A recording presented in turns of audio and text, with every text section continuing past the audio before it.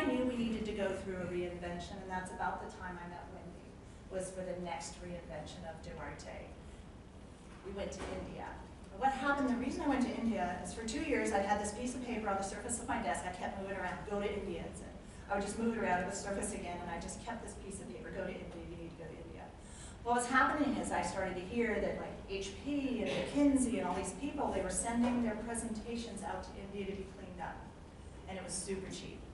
And I really felt like this was going to disrupt my business. I wanted to know what's going on here. Why is outsourcing such a big deal? Can they outsource a creative role? I just had all these questions. And then I met the same lovely lady that Wendy knew, Lakshmi, and she invited me to go to India. This was a really special group of people. But we all, I think, we were all on our own journey of the soul. And we all had this sense that we wanted to check it out because a bunch of reports had come out at the same time. And The Economist said basically that the emerging economies were going to eclipse the developed economies. And I wanted to know what that was about. I wanted to know, will I be in service of India one day? And I wanted to see if that was going to be true. So this is a group of ladies. You can see Wendy there at the top with the big grin. We all became soul sisters. It was the most phenomenal. It makes Eat, Love, Pray look like a joke, right? It's just so lovely what we went through. So we had a glorious trip. I mean, we saw pictures of gods and shrines to gods. We heard noise pollution, saw air pollution. We went to microfinance villages where the women there worked so hard just to educate their children.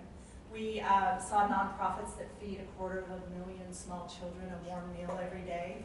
We were entertained by monkeys and by snake charmers. We rode in rickshaws and on elephants. We saw women who actually maimed their own children so that when they begged, they would get more money. We met the Minister of Industry, which was charming, except he has a big ear hair problem. So ladies, stand by your men. Don't let this happen, okay? Yeah.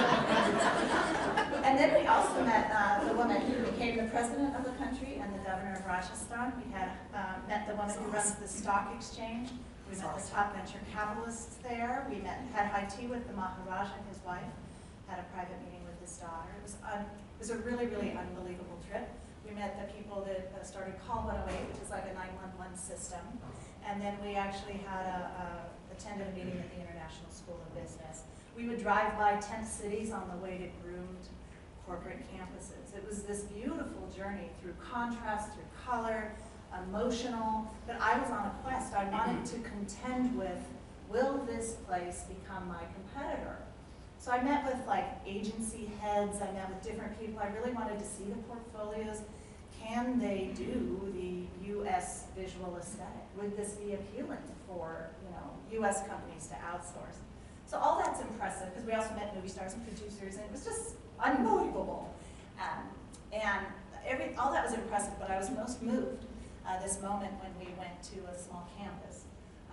One of the women that we were there with was one of the top venture capitalists in India, and she had put in a computer lab at this little school.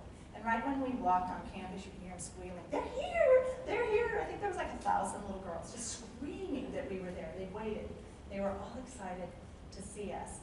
And I was kind of blown back when they took us into this room, into the computer lab. There was about 20 computers along the walls, and they'd all made a PowerPoint presentation. This was the very thing I was there to see. Are these people going to replace me? Is this my future workforce? And what am I going to do about that? So when it was done, there was just this little sea of pink uniforms. And these kids wanted it. They wanted my job. Like, they wanted to do anything but mop floors in India. And these are the kids that are getting educated. They're smarter, they're quicker, they're little whips, and this was a very pivotal moment for me as a business person, trying to contend with that workforce.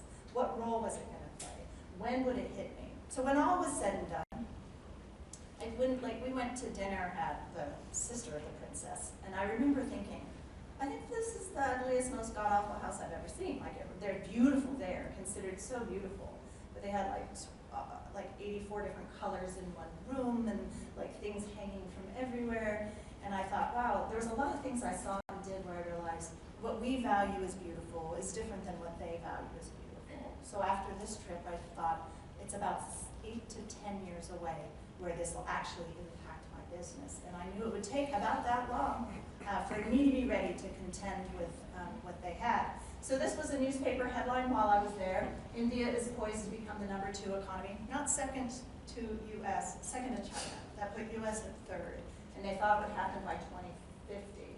Then I get home, and the Wall Street Journal talks about the most vulnerable jobs for outsourcing. It says 178,530 of them are graphic design positions.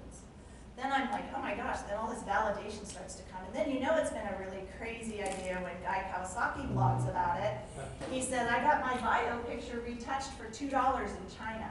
So here he is, there's his real face, and there he is all brightened up. And I was like, dang, this is really happening. Like it felt like it was at my front door. And I realized we need to change. I need to change my organization. We can't be the people that just doll things up anymore. I needed to fundamentally change what we say we do, how we say we do it.